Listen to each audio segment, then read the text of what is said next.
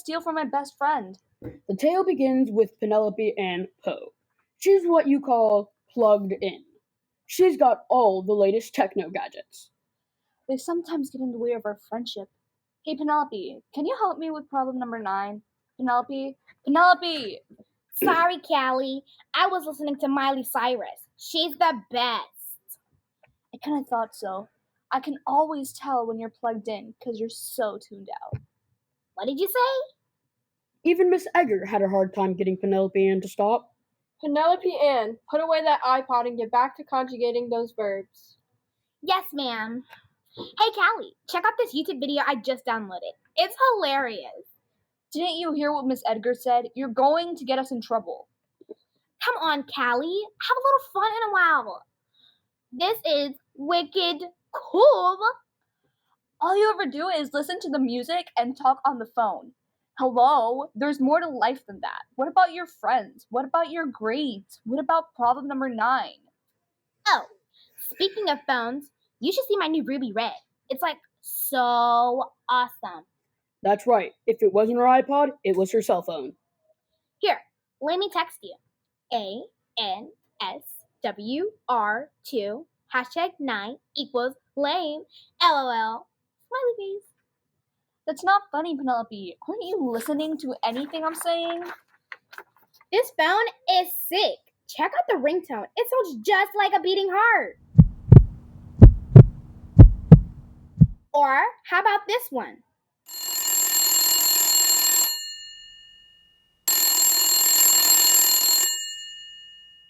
It's an old-fashioned phone.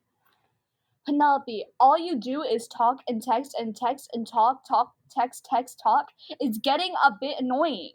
Just a sec, Callie. I think I'm getting a call. That's when something snapped in Callie's brain.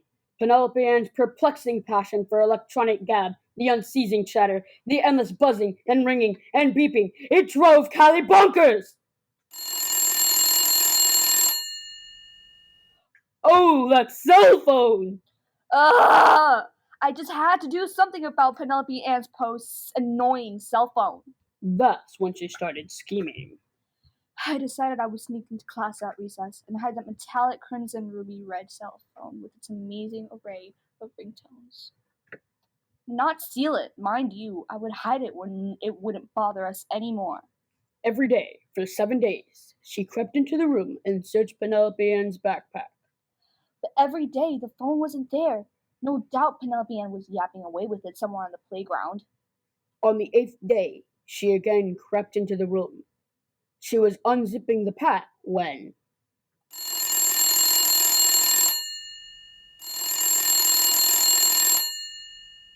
There was the phone, and it was ringing. It made me furious to hear that perturbing ringtone once more. And louder!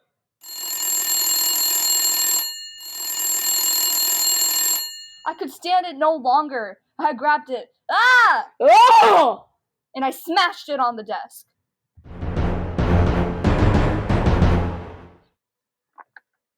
It was over. Penelope Ann's amazing cell phone was silent. That hideous ringtone will trouble me no more. Penelope Ann was in tears. Her face was red, and her eyes were bloodshot. She'd been crying all night.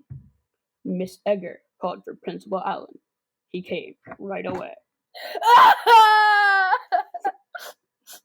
Someone stole my amazing metallic crimson ruby red cell phone with the swiveling touchpad and the voice-activated text message system. I warned you about having it out in class. But it was turned off and in my backpack, just like you said. Well, this is perplexing.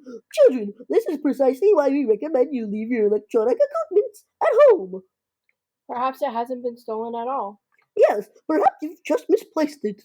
No, I'm sure it was in my backpack.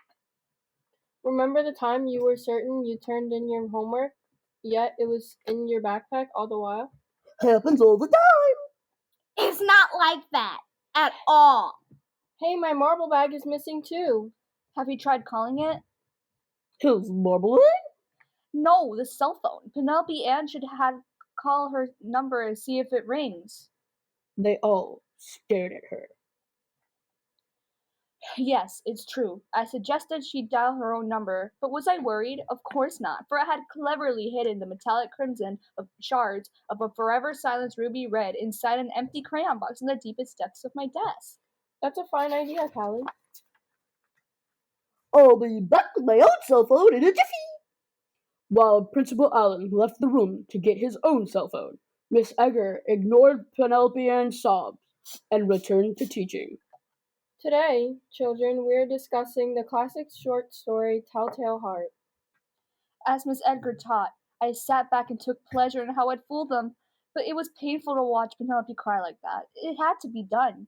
I put an end to Penelope Ann's perturbing cell phone, and no one was wiser. Our friendship was saved. But it wasn't long before Callie found herself wanting to duck out to the restroom. That's right. I felt sick to my stomach. Wasn't it about time for gym class?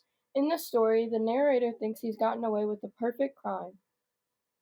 Then came the ringing in my ears. A muffled buzzing sound, like a cell phone on vibrate.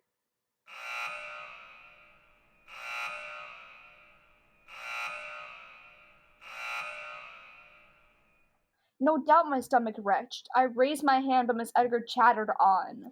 But the villain in the story is undone by his guilty conscience. What does that mean, Miss Edgar? The buzzing grew louder until I realized it wasn't a buzzing at all, but a ticking sound. Like that of a watch, or a clock, or a time bomb. And it seemed to be coming from my desk. I had to get out. I waved my hand, clutched my stomach, but the teacher blathered on as if nothing was wrong. Your conscience is what's inside you that helps you tell right from wrong. In the story, the villain's conscience eats away at him until he finally confesses. The noise grew louder. I coughed. I blew my nose. I gestured with my arms. Suddenly, Principal Allen burst into the room. I have it! I'll have my phone! I shall now make the Trinity call! They must be making fun of me. They were mocking me by pretending they couldn't hear the ruby red beating away in the depths of my desk. Oh, the agony!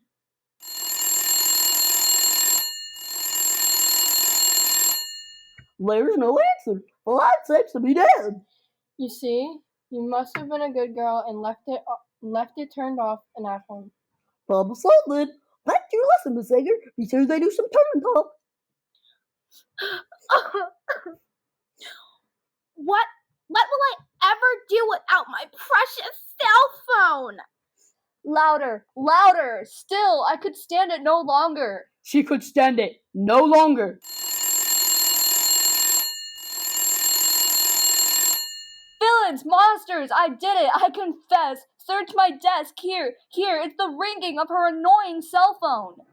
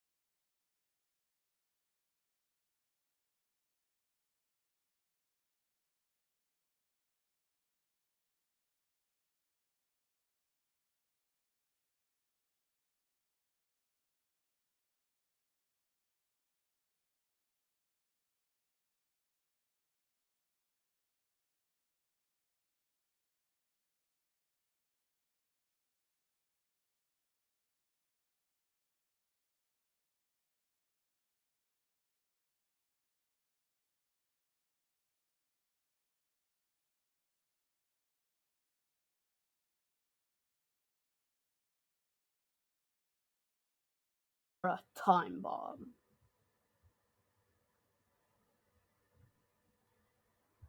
And it seemed to be coming from my desk. I had to get out. I waved my hand, clutched my stomach, but the teacher blathered on as if nothing was wrong. Your conscience is what's inside you that helps you tell right from wrong. In the story, the villain's conscience eats away at him until he finally confesses. The noise grew louder. Louder, louder, louder! Couldn't they hear it? I stood up from my desk and paced to and fro. I coughed. I blew my nose. I gestured with my arms. Suddenly, Principal Allen burst into the room. I have it! I'll have my phone! I shall now make the Trinity call! They must be making fun of me. They were mocking me by pretending they couldn't hear the ruby red beating away in the depths of my desk. Oh, the agony! There's no answer. The light seems to be dead. You see, you must have been a good girl and left it turned off and at home. Problem solved then. Back to your lesson, Miss Edgar. Be sure they do some turn top. What will I ever do without my precious cell phone?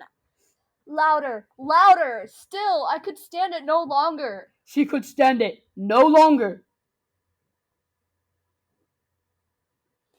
Villains, monsters, I did it, I confess. Search my desk, here, it's the ringing of her annoying cell phone.